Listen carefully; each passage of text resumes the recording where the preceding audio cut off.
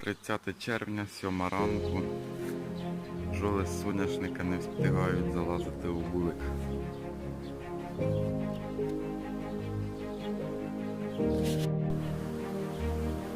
Прилітають важкі, падають і на землю, потім піднімаються.